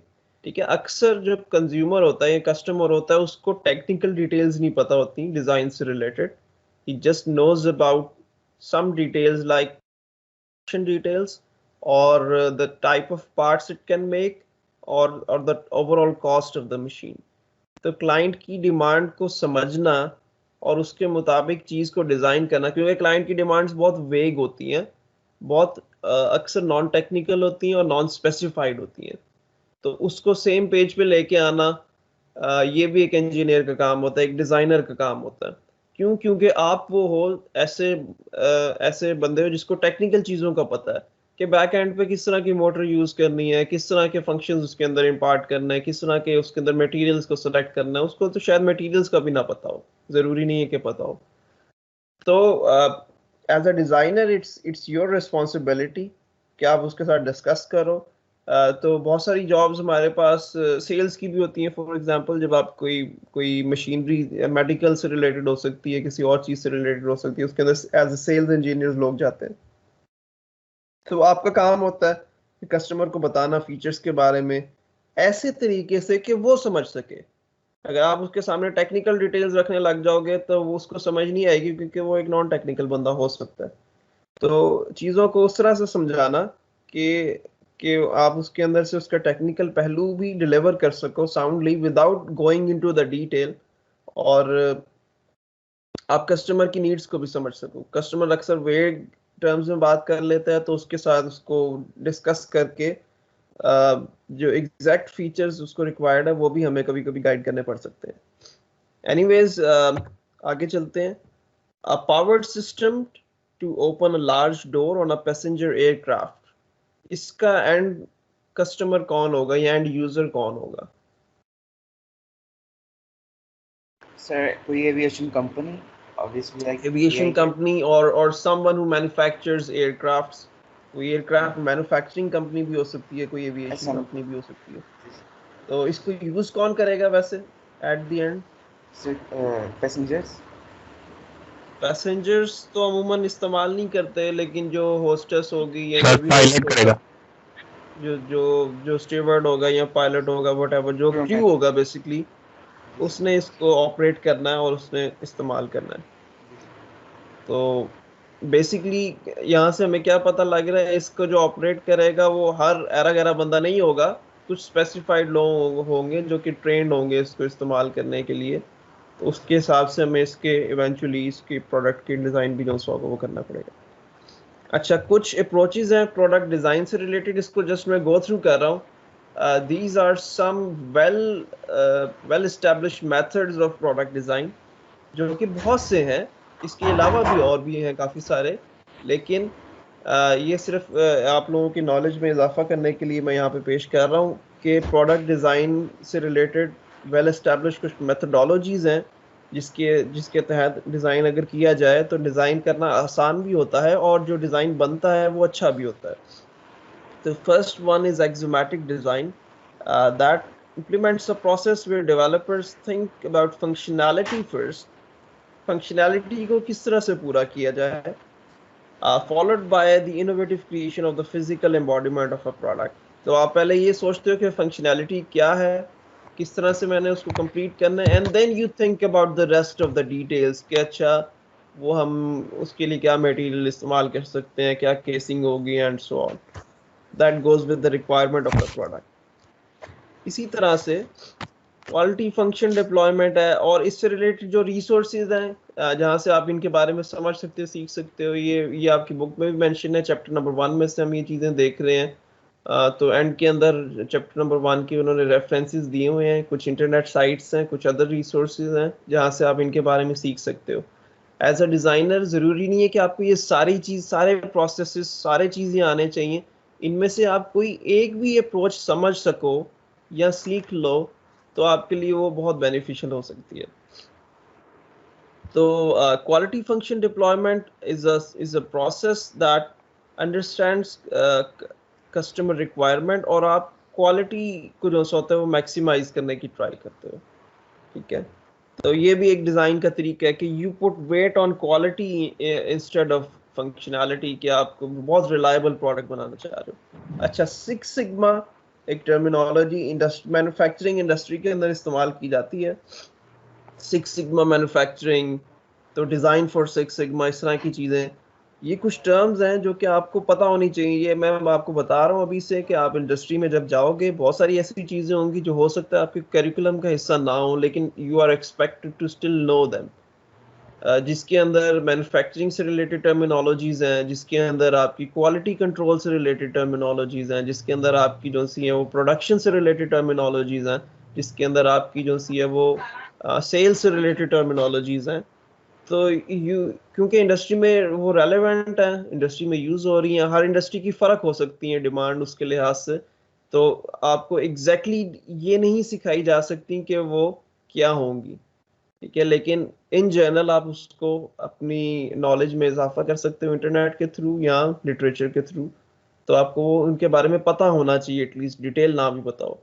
तो design for six sigma is a very popular concept, जिसके अंदर आप डिज़ाइन करते हो अपनी प्रोडक्ट की to reduce the product waste और डिफेक्टिव पार्ट्स टू, क्या क्वांटिटी लिखी हुई है जी, 3.4 डिफेक्टिव पार्ट्स पर मिलियन, ठीक है। 3.4 defective parts per million six sigma achieve करना किसी इंडस्ट्री के लिए इट्स अ डिफिकल्ट जॉब, किसी मैन्युफैक्चरिंग इंडस्ट्री के लिए। और लेकिन जो कर लेते हैं it's like it takes a lot of effort for it. तो ये बेसिकली एक मैं डिस्ट्रीब्यूशन कर्व बना रहा हूँ, गॉसियन डिस्ट्रीब्यूशन कर्व है ये।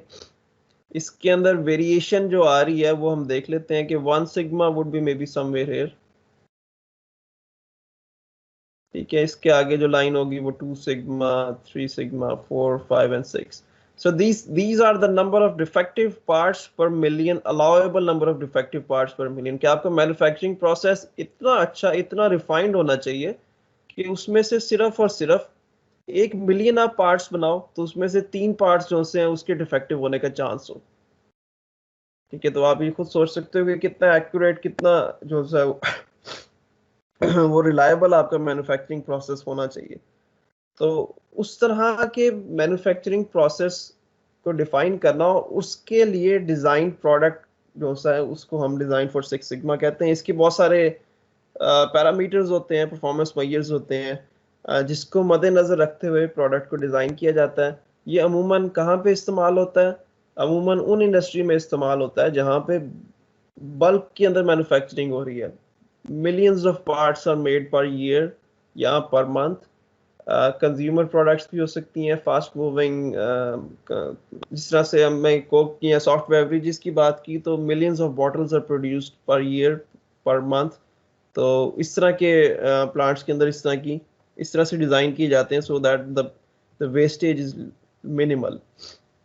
अच्छा, TRIZ is a Russian design philosophy which can be translated into English as theory of inventive problem solving।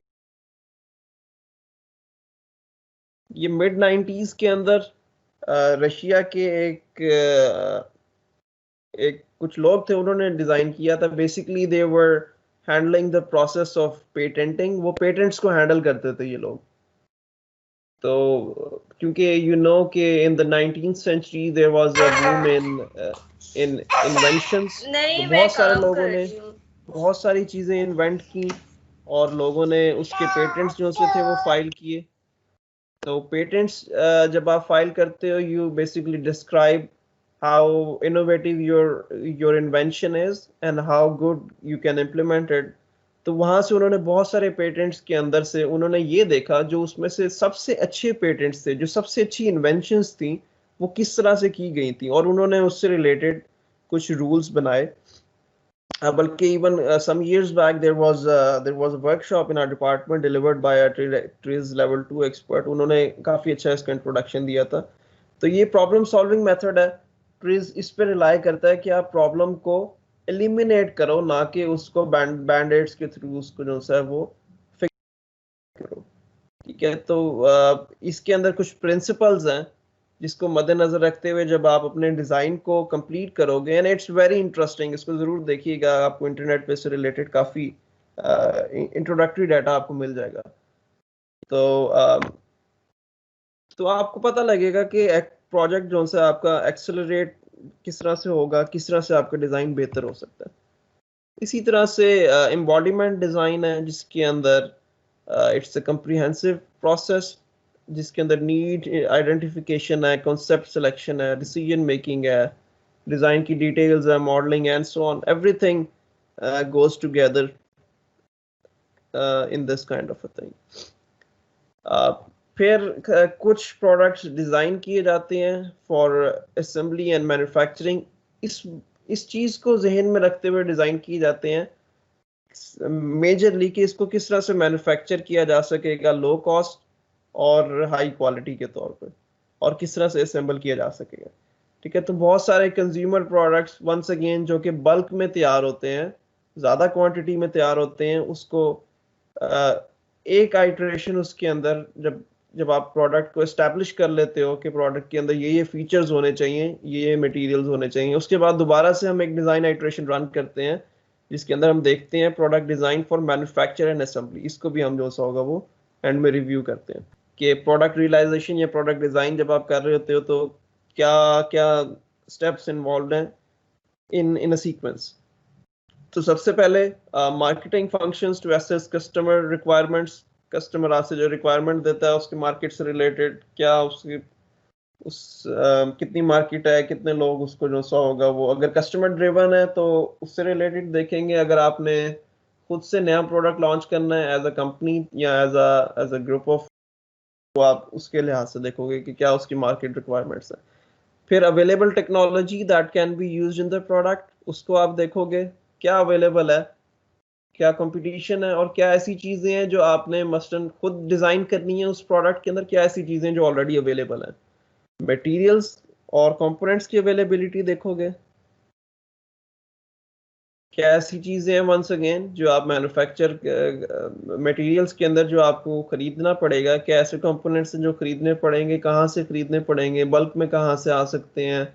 would you import them from other countries, would you get them indigenously, अपने मुल्क से लोगे उससे किस तरह से मिल सकते हैं, so on. Then comes the design stage. ये आप देख रहे हो design, product design and development काफी आगे जाके आ रहा है. 4-5 स्टेप्स इससे पहले हो चुके हैं. एक दफा प्रोडक्ट डिजाइन हो जाता है तो फिर उसकी परफॉर्मेंस टेस्टिंग की जाती है. परफॉर्मेंस टेस्टिंग के अंदर प्रोटोटाइप डिजाइन हो चुका हुआ है, आप उसको टेस्ट करते हो, उसको रन करके देखते हो डिफरेंट कंडीशंस के, डिफरेंट सिनेरियोज के लिहाज से. प्रोडक्ट डॉक्यूमेंटेशन तैयार की जाती है जिसके अंदर इंक्लूडिंग यूजर मैनुअल्स हो सकते हैं, उसकी मैन्युफैक्चरिंग से रिलेटेड कुछ इंफॉर्मेशन हो सकती है, उसके यूज से रिलेटेड इंफॉर्मेशन हो सकती है, एसओपीज हो सकते हैं and so on. And you look for vendor relationships and purchasing functions. फिर आप इस्टेब्लिश करते हो अपनी सप्लाई चेन को, including your incoming supply chain and outgoing supply chain. Different vendors को जाके आप एक्सेस करते हो, उनसे डील्स करते हो कि हम आपसे इतने पार्ट्स लेंगे तो आप हमें इतने दें से या व्हाटएवर. और जिस तरह से मैंने कहा था, you kind of look at things in a global perspective as well. क्या हम locally मैन्युफैक्चर करेंगे या परचेज करेंगे, या लोकली उस चीज को सेल करेंगे, या ग्लोबल मार्केट भी उसकी एग्जिस्ट करती है सोर्सिंग ऑफ मटेरियल से लेके सेल तक. फिर क्या क्या स्किल्स चाहिए, किस तरह की वर्कफोर्स चाहिए उसको इम्प्लीमेंट करने के लिए, उस डिज़ाइन को कितने लोग चाहिए होंगे, किस तरह की असेंबली लाइन चाहिए होगी, क्या स्किल सेट होना चाहिए. Would you just need some unskilled workers, या आपको बीच में कुछ टेक्नीशियंस भी चाहिए मशीन्स ऑपरेट करने के लिए, या आपको उसके साथ साथ कुछ इंजीनियर्स भी रखने पड़ेंगे जो कि सुपरवाइज कर सकें वर्क को। फिर you decide on the physical layout of the plant, किस तरह से वो फैक्ट्री का लेआउट इस्टेब्लिश करोगे, इसकी भी वेल डिफाइंड मेथोडोलॉजीज हैं। You may learn more about it in industrial automation, maybe in the 6th semester. किस तरह की मैन्युफैक्चरिंग फैसिलिटी सिस्टम्स चाहिए, production planning, once again these are terms जो कि आपको इंडस्ट्री के अंदर इंडस्ट्री रेलेवेंट टर्म्स हैं। प्रोडक्शन प्लानिंग, प्रोडक्शंस के प्लान बनते हैं, स्केड्यूल्स बनते हैं, the total number of productions per hour, per 8 our cycles इस तरह से डिसाइड होती है। उसके अंदर कितने लोग इन्वॉल्व होंगे ये डिसाइड होता है, कितनी शिफ्ट्स रन करेंगी ये डिसाइड होता है, राइट। तो प्रोडक्शन सपोर्ट सिस्टम्स होते हैं जिसके अंदर सपोर्ट सिस्टम्स के अंदर आपके क्वालिटी मैनेजमेंट के सिस्टम्स या लोग आ जाते हैं, इसके अंदर आपके इन्वेंट्री मैनेजमेंट के लोग आ जाते हैं, इसके अंदर आपके स्टोर कीपिंग के जो से होते हैं वो पर्सनल वो लोग आ जाते हैं जो कि प्रोडक्शन को, इसके अंदर आपके मेंटेनेंस के लोग आ जाते हैं and so on. Quality assurance, quality check systems आप इन प्लेस रखते हैं टू मेक श्योर कि जो आपकी प्रोडक्ट बन रही है वो उसकी क्वालिटी जो सी है वो डिक्रीज ना हो at any point. And finally operational and maintenance of the physical plant, और एंड के अंदर डिस्ट्रीब्यूशन सिस्टम्स, आप अपने लॉजिस्टिक्स को जो होता है वो कस्टमर तक पहुंचाने के लिए अपने सिस्टम को उसको ऊपर आप जो होता है वो काम करते हो, ठीक है। तो it's not a single step. इसके अंदर से इफ यू गो बैक, तो अभी तक जो हमने ज्यादा डिस्कशन की थी वो प्रोडक्ट डिजाइन एंड डेवलपमेंट के ऊपर की थी, right. So this is one single phase in the life of a product that you design, जिसके ऊपर भी हमने बहुत सारी चीजें, बहुत सारे पहलू देखे थे, ठीक है। And there are more as well. For example, you look into the cost targets, एक इंडस्ट्री के अंदर competitors को देखते हो, कॉस्ट टारगेट्स को देखते हो, अपने जो प्रॉफिट होता है उसके ऊपर आप देखते हो, कस्टमर सर्विसेज क्या दोगे आप, आफ्टर सेल सर्विसेज क्या प्रोवाइड करोगे आप, एनवायरमेंटल कंसर्न्स क्या हो सकती हैं, ESR कहते हैं, environmental and social responsibilities of an industry. और लीगल रिक्वायरमेंट्स भी कुछ होती हैं। लीगल रिक्वायरमेंट्स के अंदर फॉर एग्जांपल आपके पास जो टोटल वेस्टेज आप प्रोड्यूस कर रहे हो उसके ऊपर कुछ लीगल रिक्वायरमेंट्स होती हैं। ऑपरेशनल फैसिलिटीज से रिलेटेड कुछ लीगल रिक्वायरमेंट होती है एंड सो ऑन। तो ये बहुत सारी चीजें हैं that go into a product design. तो जो स्किल्स आपको चाहिए जी मैकेनिकल डिजाइन के अंदर या इस सब्जेक्ट के लिए, उसके अंदर basically a designer has to be good in creating sketches, ताकि आप अपने आइडियाज को जो कि आपके दिमाग में चल रहे हैं उसको एक पेपर के ऊपर ट्रांसफर कर सको। This is the foremost skill, ये आपको किसी हद तक सीखना पड़ेगी। टेक्निकल ड्राइंग्स आप लोग कर चुके हो, 2D एंड 3D ड्राइंग्स आपने इंजीनियरिंग ग्राफिक्स के अंदर की हैं, और कुछ हम जो सा होगा वो कंप्यूटर एडेड डिज़ाइन सीखेंगे इस सब्जेक्ट के अंदर इन सॉलिडवर्क्स, ठीक है। आपको प्रॉपर्टीज ऑफ मटेरियल का पता होना चाहिए, मटेरियल प्रोसेसेस का, मैन्युफैक्चरिंग प्रोसेसेस का। तो मटेरियल प्रॉपर्टीज और इससे रिलेटेड हम कुछ पोर्शन अभी भी कवर करेंगे, लेकिन आई होप कि आप में से बहुत सारे लोगों को याद होगा अभी भी कि मैन्युफैक्चरिंग प्रोसेसेस के अंदर आपने मटेरियल से रिलेटेड भी चीज़ें पढ़ी थी, मैन्युफैक्चरिंग से रिलेटेड भी पढ़ी थी एंड सो ऑन। फिर this is also a part of manufacturing processes, या इसको हम फिनिशिंग ऑपरेशंस कहते हैं, जो जिसके अंदर कोरोजन प्रोटेक्शन, प्लेटिंग हो गया, पेंटिंग हो गया, ये सारे सरफेस फिनिशिंग या सरफेस ऑपरेशंस के अंदर आते हैं। तो this is also a part of the manufacturing processes course. Statics first semester में पढ़ा, डायनामिक्स उसके बाद पढ़ा, स्ट्रेंथ ऑफ मटेरियल्स या मैकेनिक्स ऑफ मटेरियल्स का एक कोर्स पढ़ा, वो भी हमने कर लिया हुआ है, मैकेनिज्म्स का कोर्स भी कर लिया हुआ है।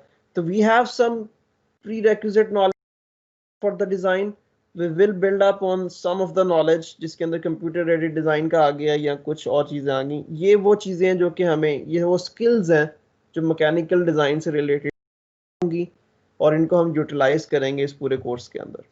ठीक है, इसके अलावा necessary skills are oral communication and technical writing as well. जब आप कोई प्रोडक्ट डिज़ाइन करते हो तो उसके बाद उसकी रिपोर्ट राइटिंग, उसकी स्पेसिफिकेशंस जनरेट करना, टीम के साथ किस तरह से काम करना है, these are all the skills that you also require as अ।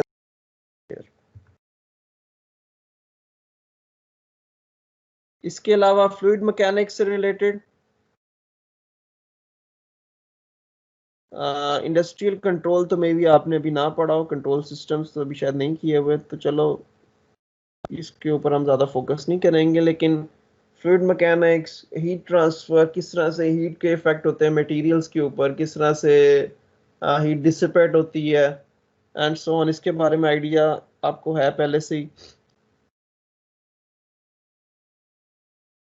ये चीज़ हम जो पॉइंट नंबर 8 है ये हम इस कोर्स के अंदर करेंगे कवर। एक्सपेरिमेंटल डिज़ाइन किस तरह से है, परफॉर्मेंस टेस्टिंग किस तरह से की जाती है and so on. Creative problem solving, project management, ये मेरा ख्याल है ऐसी स्किल है जो कि आपको इन जनरल आनी चाहिए, ना सिर्फ इस कोर्स के लिहाज से बल्कि एज एन इंजीनियर आपके अंदर ये चीज़ें होनी चाहिए। प्रॉब्लम सॉल्विंग ही अगर इंजीनियर ना कर सके तो वो मुश्किल हो जाता है उसके लिए सर्वाइव करना एक कम्पिटिटिव एनवायरनमेंट के अंदर। स्ट्रेस एनालिसिस मैकेनिक्स और मटेरियल में आपने किया, इसके अंदर हम उसको कंप्यूटर एडेड सॉफ्टवेयर के थ्रू इम्प्लीमेंट करेंगे। स्पेशलाइज्ड नॉलेज, कुछ आपको पता है, कुछ हम जो होगा इसके साथ साथ इस कोर्स के अंदर सीखेंगे। फॉर एग्जांपल आप लोगों ने आई होप कि कैम डिज़ाइन किए थे, जिस तरह से गियर के टूथ प्रोफाइल आपने जो सा था डिज़ाइन किया था मैकेनिज्म्स के कोर्स के अंदर, और बाकी जो डिटेल्स होंगी वो हम इस कोर्स के अंदर इसको डिटेल के अंदर कवर करेंगे।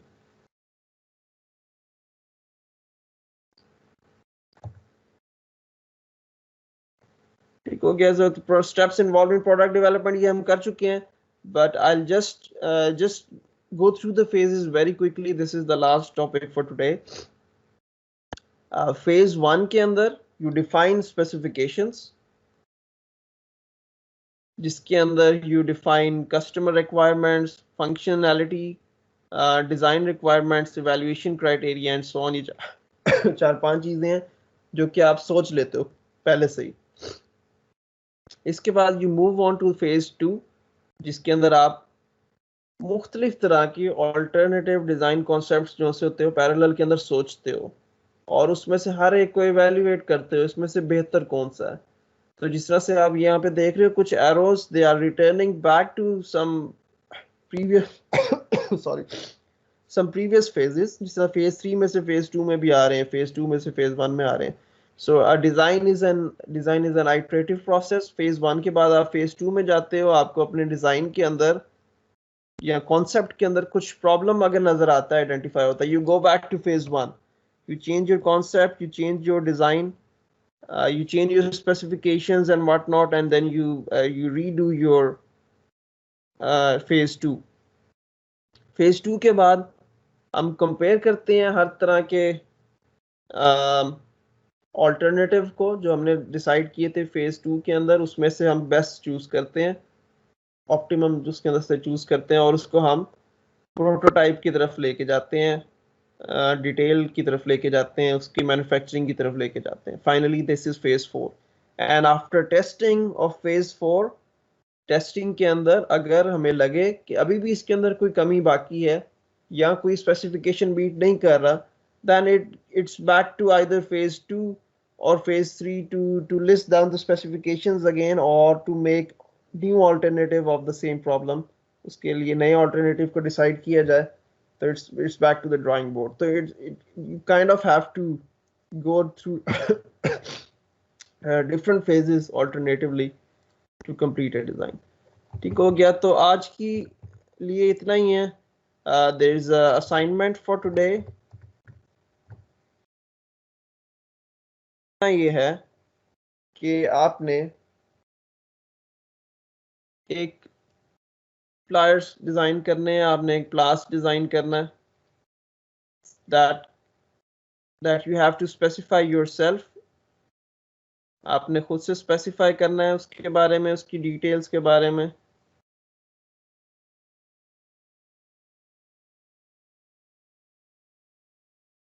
आपने ये बताना है कि इसकी टारगेट मार्केट क्या होगी।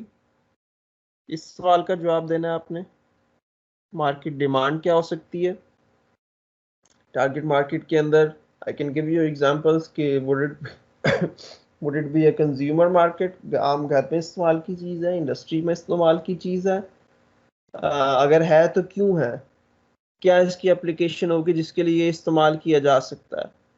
Intended features, is it a cutting plier, plier सिर्फ नॉर्मल फंक्शन के लिए है, होल्ड करने के लिए कुछ, क्या वो कटर प्लायर है, ये भी आपने खुद डिसाइड करना है कि उसके फीचर्स क्या क्या होंगे। या इट्स अ डुअल प्लायर, दोनों तरह के काम कर सकता है, कितनी रेंज इसकी हो सकती है, कितने डायमीटर तक का पीस होल्ड कर सकता है, वायर कटिंग के लिए डिज़ाइन किया हुआ है या मेटल कटिंग के लिए डिज़ाइन किया हुआ है या किस फंक्शन के लिए डिज़ाइन किया है। तो इंटेंडेड फीचर आपने खुद डिफाइन करना है।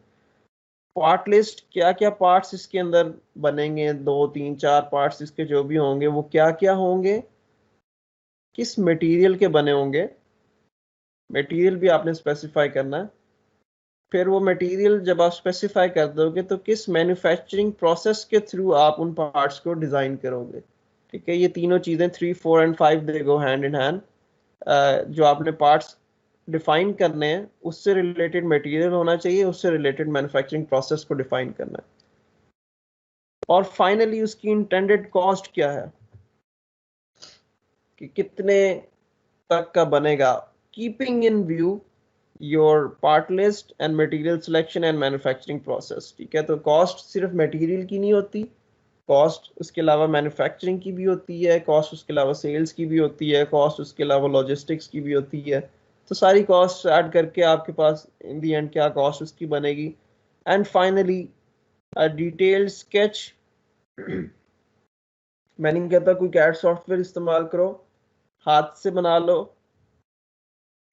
थोड़ा सा साफ सुथरा बना लेना। Showing multiple views, top view उसका टॉप व्यू कर लें। उसके अलावा इसके अंदर जो सा है वो साइड व्यू कर लें और फ्रंट व्यू कर लें। ठीक है, तो 3 4 व्यूज के तहत आपने उसकी डायमेंशन इंक्लूड करते हुए उसको ड्रॉ भी करना है। ठीक है, so this is an individual assignment. Let's keep the submission next week, और ये आपने सबमिट करनी होगी गूगल क्लासरूम के ऊपर। मैं वहाँ पे इसको क्रिएट कर देता हूँ असाइनमेंट को। तो you can either make a PDF of the pictures जो भी आप इसको पेज पे ड्रॉ करोगे, या फिर इसको जो है वो सिर्फ पिक्चर्स की फॉर्म में भी आप अपलोड कर सकते हैं। ठीक है, and the deadline would be next Friday.